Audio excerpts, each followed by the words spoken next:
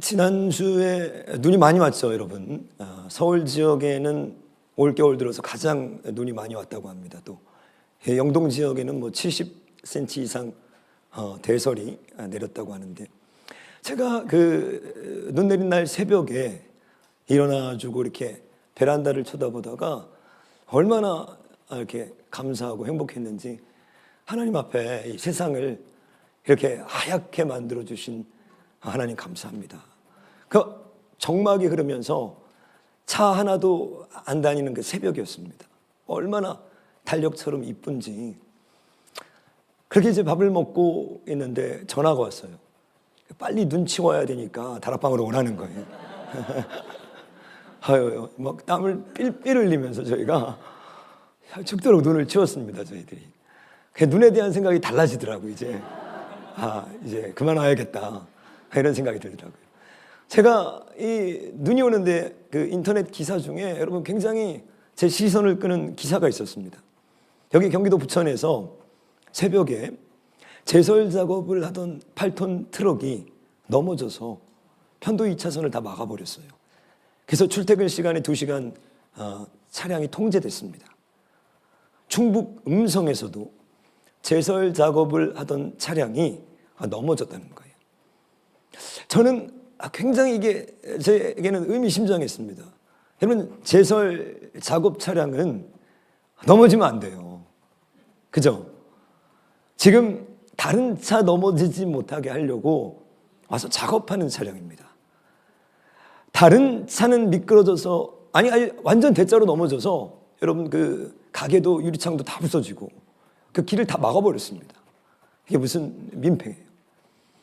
다른 차는 여러분 넘어져도 되지만 절대 넘어지지 않아야 되는 제설 작업 차량이 넘어졌다는 게 참 제게는 의미심장하게 다가왔습니다.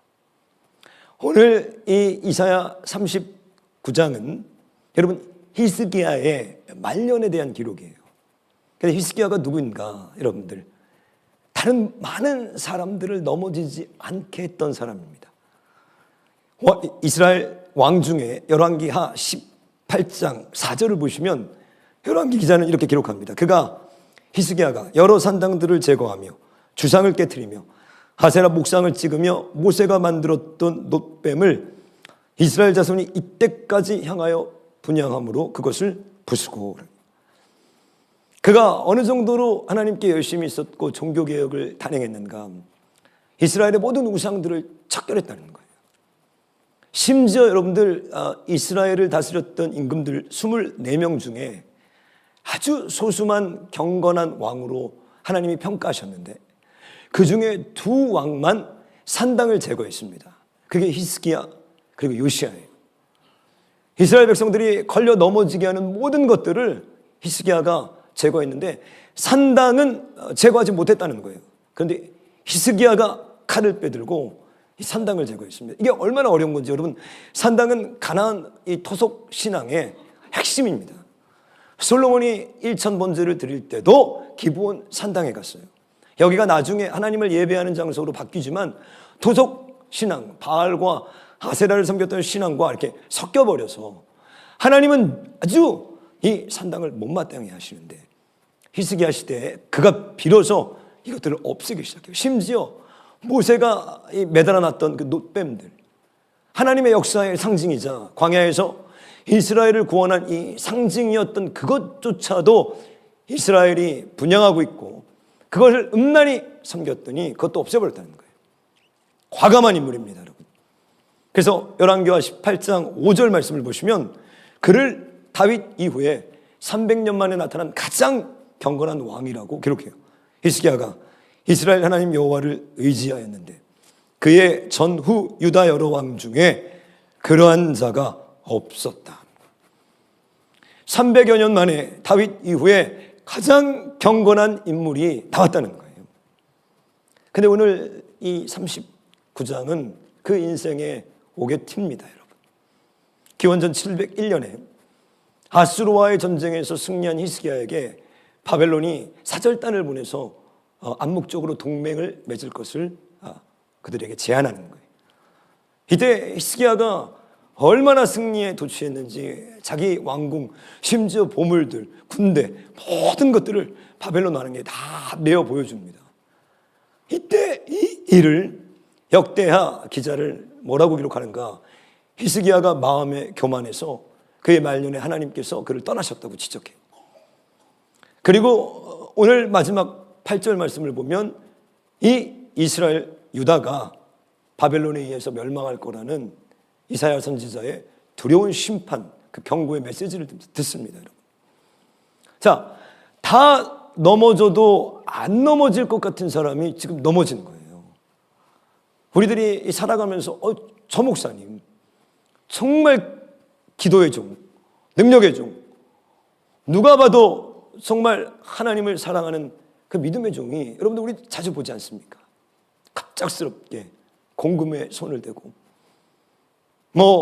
성도들과 바람을 피고 말도 안 되는 죄들을 지어요. 그것도 말년에. 왜 이런 일들이 벌어지는가? 저는 이 히스기야가 오늘 이 이사야 39장에서 넘어지게 된 중요한 몇 가지 그 원인들이 있다고 봅니다. 오늘 이 본문을 통해서 히스기야를 통해서 많은 사람들이 어디에서 넘어지는가? 아무리 믿음이 좋은 사람들도 어떤 구간에서 넘어지는지 그걸 여러분들과 한번 몇 가지로 살펴보려고 합니다. 첫 번째, 언제 우리가 넘어지는가? 오늘 이 1절 말씀은 그때에 라고 이렇게 시작돼요. 그때에. 근데 언제인가? 히스기야가 대승을 거두고 그의 병이 다 고침받고 난 뒤였다는 거예요.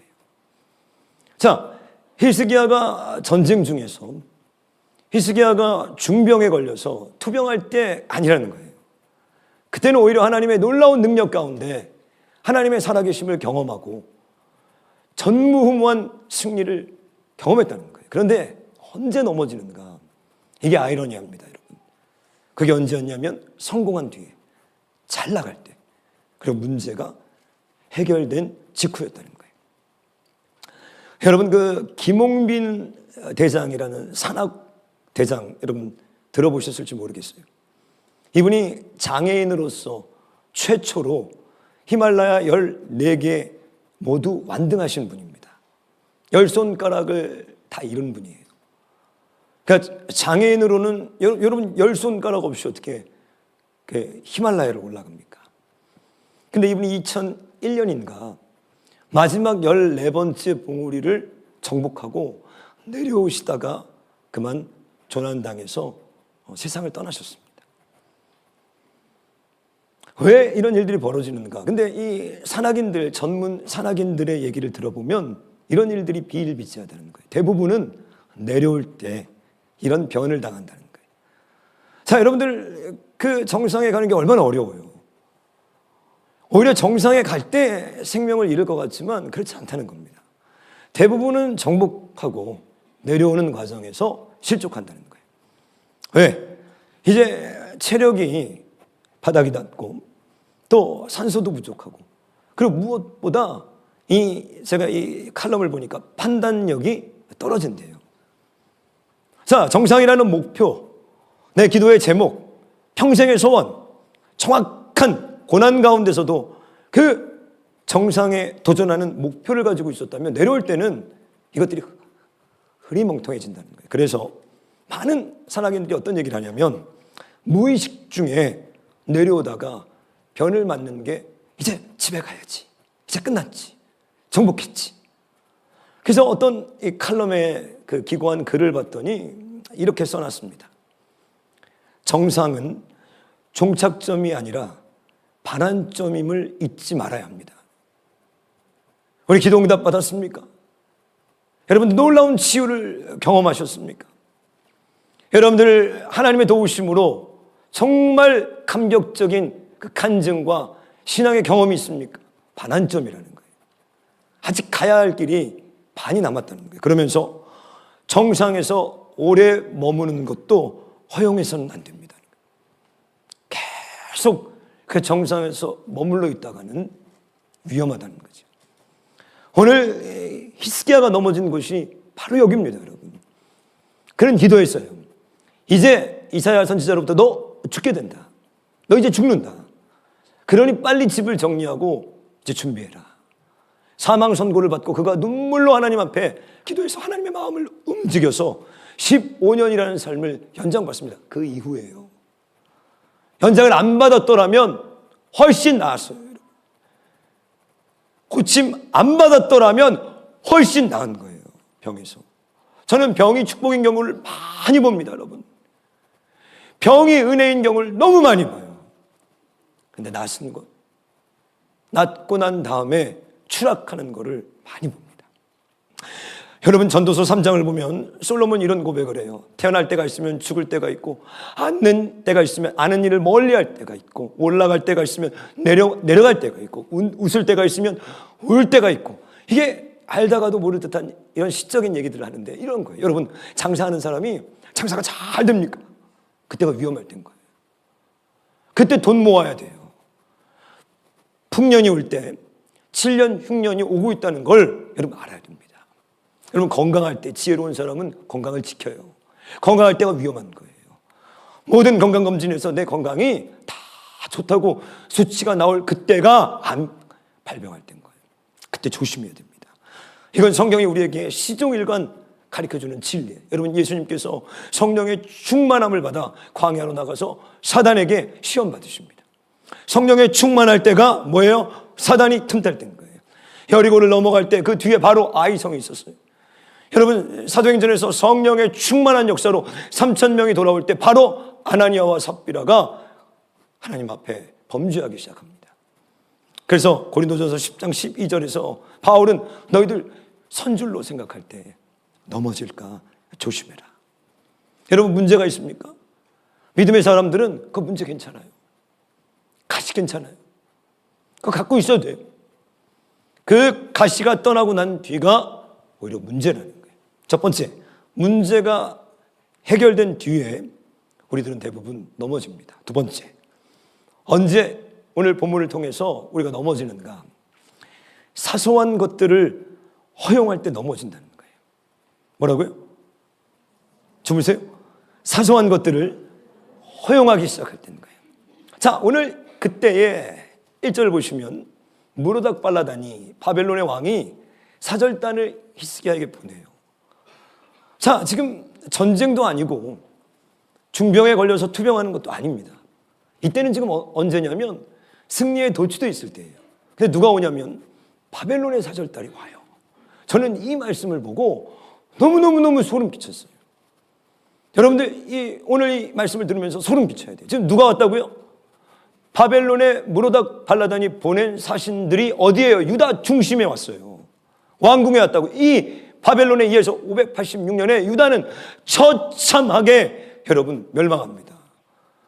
아내들은 모두 능욕당하고 자식들은 모두 볼모로 잡혀가고 쓸만한 모든 사람들은 다 죽여버리고 왕의 자식들은 그 앞에서 눈을 뽑아서 철저하게 일어나지 못할 정도로 나라를 완전히 쑥대밭으로 파멸시키는데, 지금은 아주 사소한 연약한 보잘것없는 사신들이 바벨론에서 온 거예요. 근데 여러분, 여기 무로닥 발라다는 기원전 721년에 왕이 됩니다. 그리고 12년 정도 왕에 있다가 폐위돼요. 이게 무슨 얘기인가? 아수르의 사르곤 2세가 이 무로닥 발라단을 폐위시킵니다. 그런데 다시 재기해서 두 번째 집권할 때예요. 이게 무슨 얘기인가? 지금 중동의 패권을 누가 잡고 있는가? 아수르입니다. 아수르가 북이스라엘을 712년에 멸망시켰어요. 자, 그리고 이제 남유다를 넘보고 있습니다. 자, 히스기야가 어떻게 아수르를 이겨요? 우리가 보셨죠? 그가 기도할 때 주의 천사가 하룻밤에 18만 5천 명을 쳐서 죽여서 아마 전염병이 돈 것 같아요. 쑥대밭이 됩니다, 아수르가. 그리고 그가 본국으로 돌아가요. 자, 유다가 약소국이 아수르를 이긴 거예요. 이때 바벨론은 누구였는가? 아직 아수르 밑에서 길을 펴지 못하고 있었던 역시 약소국입니다.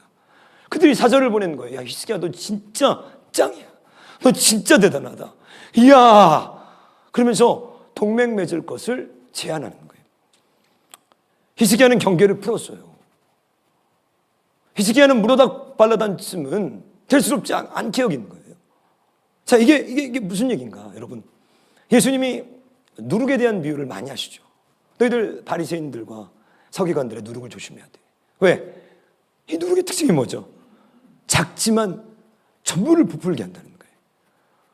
여러분, 제가 이 설교를 준비하면서 홍수환 씨 아시죠?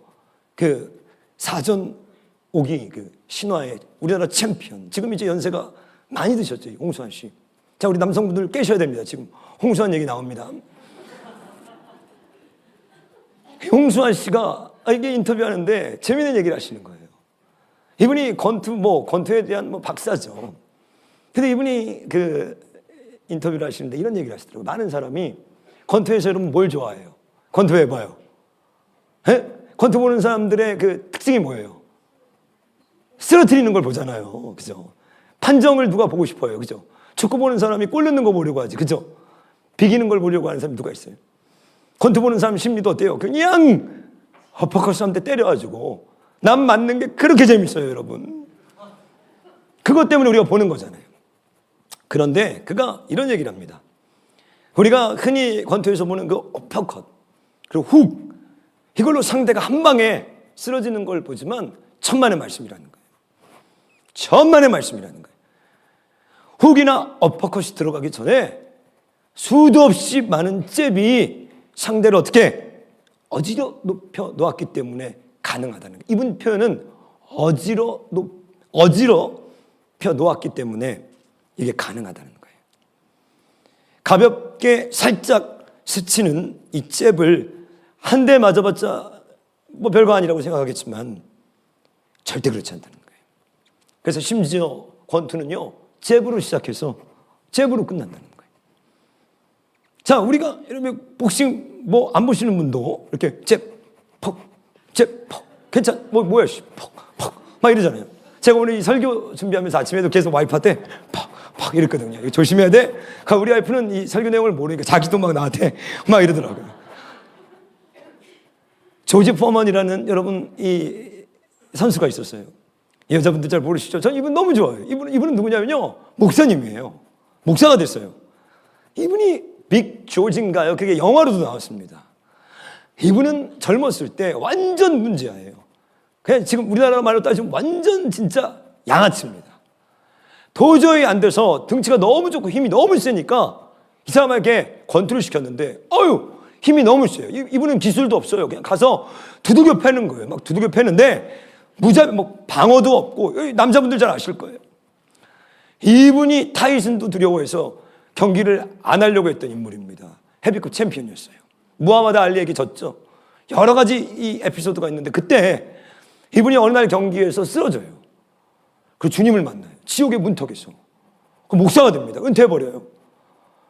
그래서 완전히 사람이 바뀌었는데, 여러분, 그가 40대 중반에 링으로 다시 복귀합니다. 그리고 45살에 헤비급 세계 챔피언이 돼요. 이분의 신화는 너무 감동적이에요. 이분이 20대 때는요, 포악해요. 얼굴이 포악해요. 아주 무자비해요. 성격이 포악하고 기자들이 싫어하고 대중들이 외면해요. 그런데 이분이 목사가 돼서 거듭나서 40대쯤 복신장에 나타났는데 배가 이렇게 나온 아저씨예요. 아주 선해 보이는 아저씨.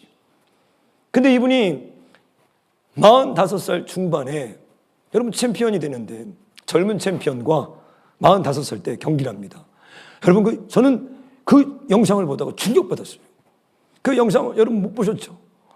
안 보셔도 돼요. 제가 설명해 드릴게요. 권투를 하는데 10회까지 갔어요. 자, 젊은 사람 어떻게 이겨요? 아무리 포먼이지만 나이가 45살이면 여러분 이건 환갑 넘은 거죠. 근데 이 포먼이 뚝 근데 톡 맞고요. 그 젊은 챔피언이 바닥에 쓰러져 버립니다. 뭐야? 짜고 하는 것 같아요. 뭐야? 근데 이 챔피언이요, 눈을 뜨고 카운트를 세요. 1, 2, 못 일어나요. 챔피언이 된 거예요. 여러분도 한번 보죠. 툭 맞은 거예요. 우리나라 유튜브가 여러분들, 우리나라 전 세계에서 스마트폰 보급률이 우리나라가 1위입니다. 이미 2년 전에 우리나라 유튜브 회원이, 우리나라 국민의 85%가 유튜브 회원이에요. 작년에 조사한 거 보니까 월 우리나라 사람들이 유튜브를 1,000억 분 보고 있대요. 이게 얼마인지 제가 계산하다 포기했어요. 이게 몰라요. 알아서 집에 가서 여러분들 계산하시고. 모르겠습니다. 요새는 짧은 숏폼이라고 하죠. 숏, 동영상에 중독되는 거예요. 사람들이. 집중력이 떨어지고 어떤 현상들이 벌어지는가. 감정 조절, 충돌, 다스리 이게 안 된다는 거예요. 자, 여러분들 지금 뭐해? 막 큰 음란물 어마어마한 걸 보는 게 아니라 숏으로 지금 잼 맞고 있는 거예요. 계속 잼 맞고 있는 거예요. 그러니까 이제 성경을 보면 제일 먼저 어떤 현상이 와요? 졸려요. 재미가 없어요. 성경이 뭔 소리 하는지도 모르겠어요. 감동 하나도 없어요. 묵상 안 해요. 그러니까 이제 설교를 엄청 틀어놔요. 왜? 성경에서는 감동이 안 오거든요. 하나님의 말씀에 직접적으로 은혜를 못 받아요. 하나님의 말씀이 나에게 날마다 주시는 공급함이 없어요. 그러니까 이제 막 설교라도 찾아 듣는데 그 설교도 재밌는 설교, 웃기는 설교, 내 마음에 드는 설교, 나에게 달콤한 설교 그런 것들을 막 찾아주면서 계속 여러분 영적으로 잼 맞고 있는 거예요 지금. 이것들을 허용할 때, 이것들을 허용하고 있을 때 저는 젊은 사람들만 이런저런데 제가 상담해보고 만나보면요 어마어마해요. 여러분들 자기 남편들 막 얘기하는데요 하루 종일 본대요. 유튜브를 하루 종일 틀어놓는대요. 왜? 잽 그 다음에 이제 어퍼컷이 들어올 땐 거예요. 자, 첫 번째, 문제 해결된 뒤에 사람 넘어져요. 사소한 것을 두 번째 허용하기 시작할 때 우리 영혼은 범죄합니다. 넘어집니다. 실족합니다. 타락합니다. 세 번째, 오늘 본문에 주님이 너무 싫어하는 것들을 히스기야가 넘어가기 시작하는데 그게 자랑이에요. 자랑. 오늘 이 바벨론의 사절단이 왔는데 사절단이 올 수는 있죠. 여러분 동맹 맺자고 할 수는 있죠. 근데 이사야 선지자가 와가지고 히스기야를 책망했던 건 그게 아닙니다. 당신이 뭘 보여줬습니까? 그랬더니 이 2절 말씀 제가 읽어볼게요. 히스기야가 사자들로 말미암아 기뻐하여 그들에게 보물 창고 곧 은금과 향료와 보배로운 기름과 모든 무기고에 있는 것을 다 보여주었으니 히스기야가 궁중의 소유와 전 국내의 소유를 보이지 아니한 것이 없는지라. 다 보여줬다는 거예요. 보물도 보여줬어요. 향료도 보여줬어요. 무기고도 보여줬어요. 다 보여줬어요. 안 보여준 게 없어요. 왜요? 자랑하려고. 자랑하면 안 돼요? 안 돼요. 안 돼. 예레미야 9장 23절 여호와께서 이와 같이 말씀하시되 지혜로운 자는 그의 지혜를 자랑하지 말라.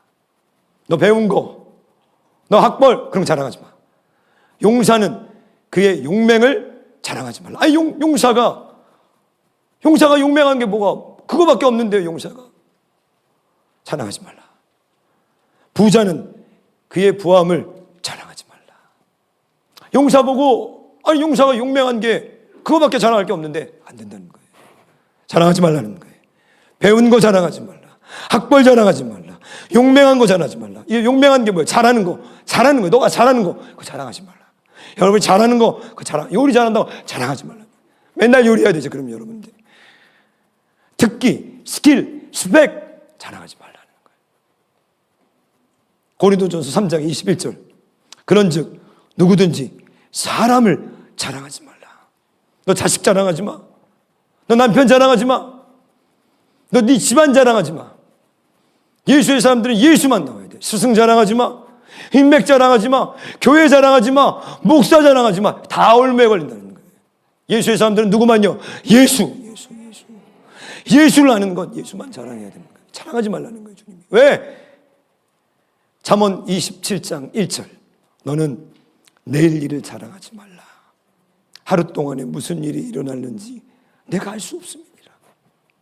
얘들아 자랑하지 마. 왜? 너희들 내일 일도 몰라. 너 장사 잘 된다고 너 내일 망해. 너 건강하다 너 내일 검진하면 암 걸려.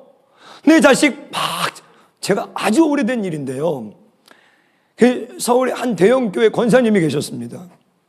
이 권사님에게 딸이 있는데 이 딸을 자랑을 많이 하셨어요. 왜? 이 딸이 유명한 연예인이에요. 유명한 연예인. 그 교회 사람들이 전부 알아요. 얼마나 유명한지.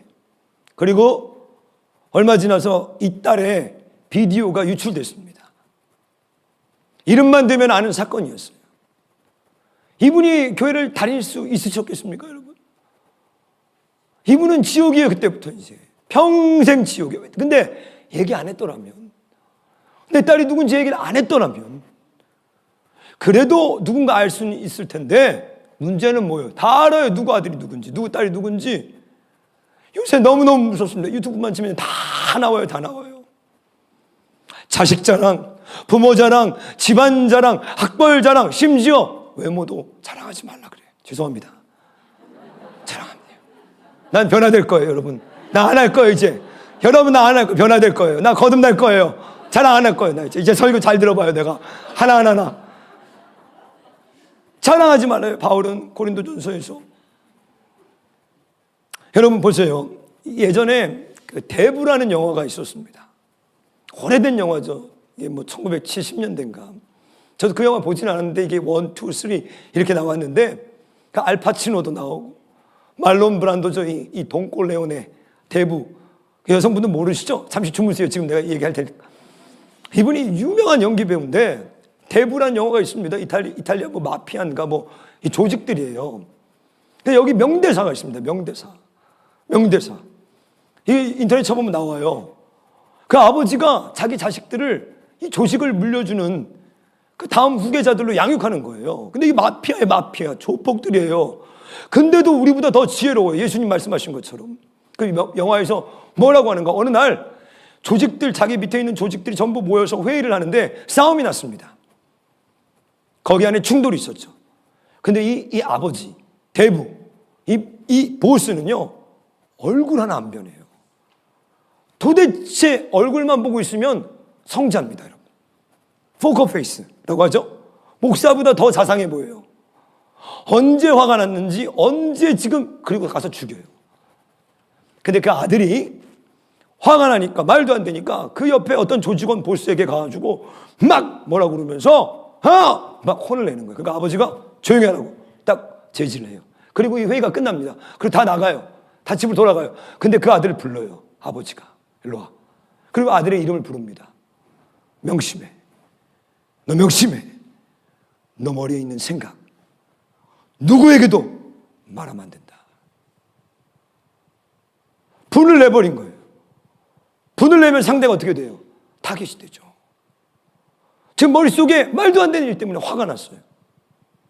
이 아버지는 산전수전 다 겪은 조직의 대부입니다. 로라는 거예요.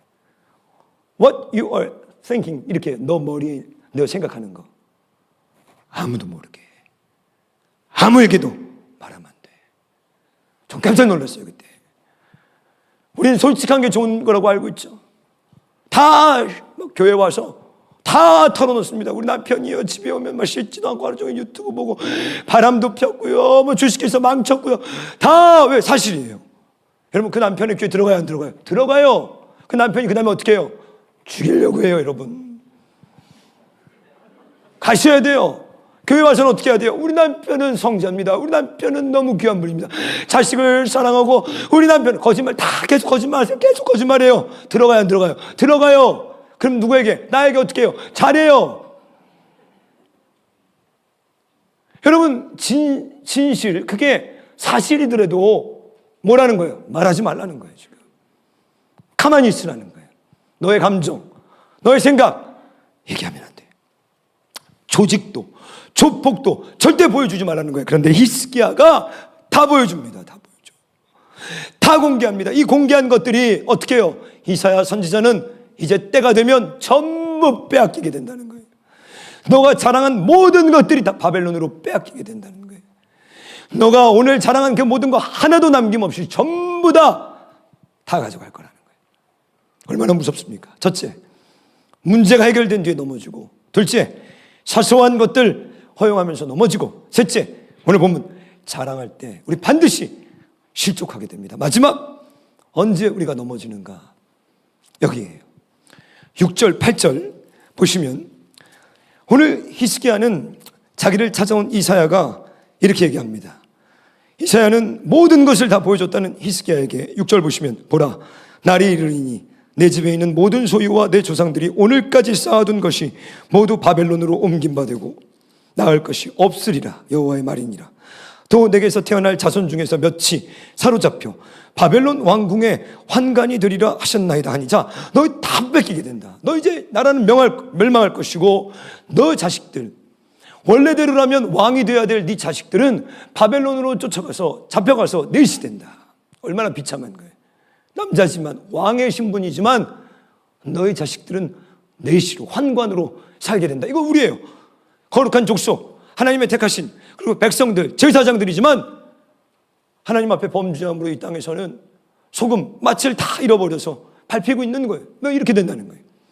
근데 여러분들, 저는 이 본문 말씀에서 여러분들도 읽어보신 분은 금방 압니다.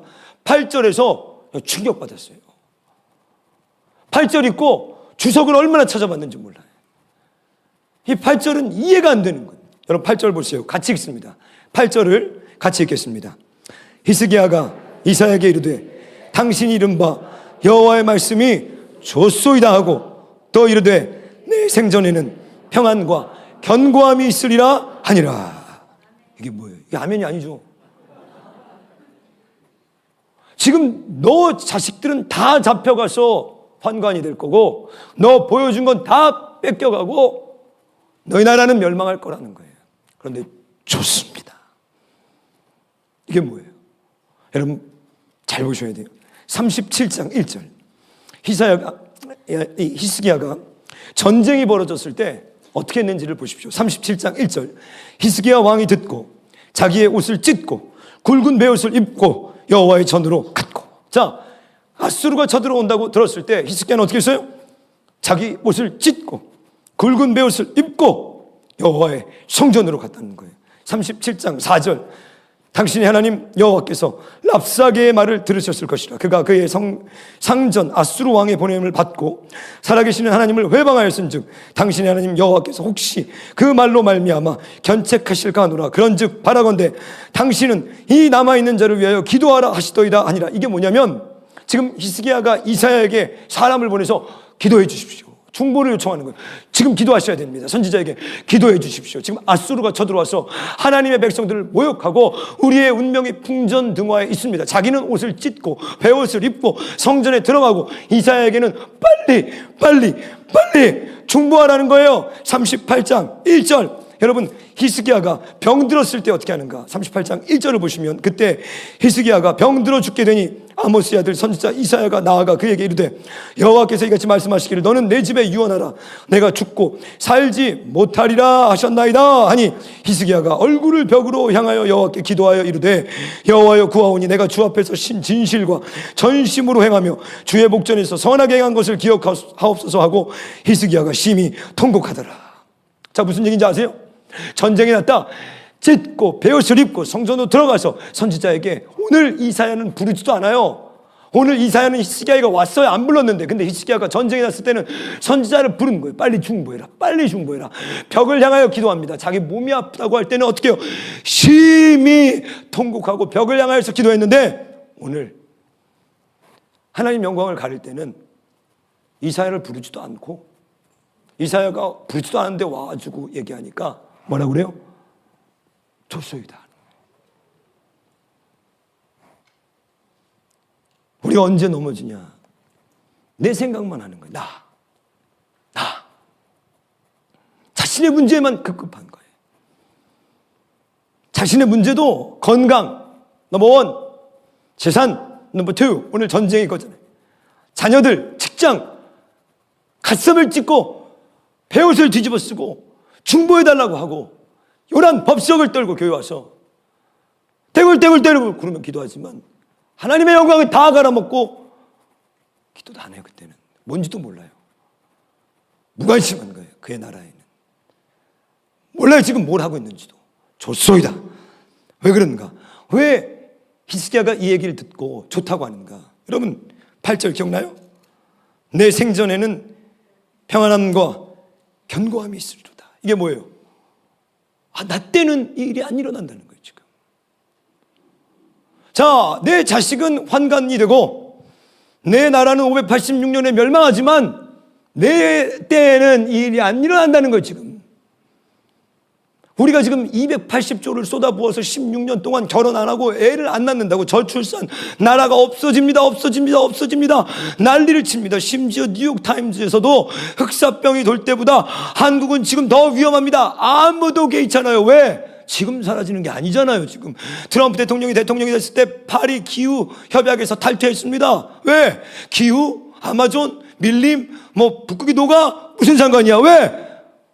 내 때 안 녹아요, 여러분. 내 때 안 끝나요. 내 다음에 망하든 말든 교회, 가족, 개인, 이기주의, 영적 이기주의. 지구 종말 시계라는 게 있습니다. 여러분 아시죠? 이게 1947년에 만들었는데 핵무기, 전쟁, 기근, 또 기후변화. 지구가 멸망까지 얼마나 왔는가. 올해, 여러분 작년에 몇 초 남았어요? 90초 남았다는 거예요. 12시면, 자정 12시면 멸망하는데 11시 58분, 지금 30초라는 거예요. 이제 얼마 남았다는 거예요? 90초 남았다는 거예요. 여러분, 가정도 그때 가정 망합니다. 부부, 그때 부부관계 깨져요. 자식, 엄마가 나에게 해준 게 뭐가 있어? 아빠 나에게 해준 게 뭐 있어? 그때 가정 깨지는 거예요. 부부, 자식, 교회. 여러분 제가 얼마 전에 설교했죠? 죽은 교회를 부검하다, 이런 책이 있습니다. 톰 레이더. 죽은 교회, 부검. 왜 이 교회들은 문을 닫았을까? 미국의 교회들을 다 분석했어요. 10가지를 이 저자가 가지고 나왔어요. 그 중에 6번째가, 한 가지가 뭐였는가? 교인들이 자신만을 위한 성도들로 가득 찰 때 교회는 문을 닫습니다. 며칠 전에 제가 토마스 아켄퍼스의 그리스도를 본받아를 묵상하는데, 그리스도를 본받아의 그날 묵상이 뭐였는가? 이렇게 나와 있습니다. 만일 지금 자신의 작은 결점 하나 극복하지 못하고 있다면 점점 흉악한 죄에 빠지게 될 것입니다. 작은 자신의 결점을 극복하지 못하고 있다면 여러분은 반드시 흉악한 죄에 빠지게 될 겁니다. 그러면서 토마스 아켄퍼스가 이렇게 얘기해요. 악의 시작점을 결코 허용하지 마십시오. 악의 시작점. 문제가 해결될 때가 악의 시작점입니다. 사소한 것들을 여러분들이 허용하기 시작할 때, 그때가 악의 시작점이에요. 그리고 자랑할 때, 마지막으로 나에게 집중할 때가 비로소 악이 시작하는 시점입니다. 여러분들 오늘 돌이키셔서 문제가 해결됐다면 더 깨어 기도하시고, 어떠한 사소한 죄도 허용하지 마시고, 자랑보다는 낮아져서 철저하게 주님의 나라와 의를 구할 때 이 악으로부터 멀어지는 저와 여러분 되시길 주님의 이름으로 축원합니다. 우리 시간에 찬양하면서 준비한 예물 올려드리면서 하나님 드린 예물 가장 필요한 그것으로 흐르게 하여 주시옵소서. 오늘 우리들 섰다 한 줄 넘어질까 조심하라 하신 주님의 말씀대로 늘 깨어 죄와 싸우게 하여 주시옵소서. 이제는 우리 주 예수 그리스도의 은혜와 하나님 아버지의 사랑과 성령 하나님의 감화 감동 교통 역사하심이 오늘 하나님 앞에 깨어서 조심 죄와 싸우며 걸어가는 귀한 우리 믿음의 권속들 가운데 이제부터 영원토록 함께 계시기를 축원하옵나이다. 아멘.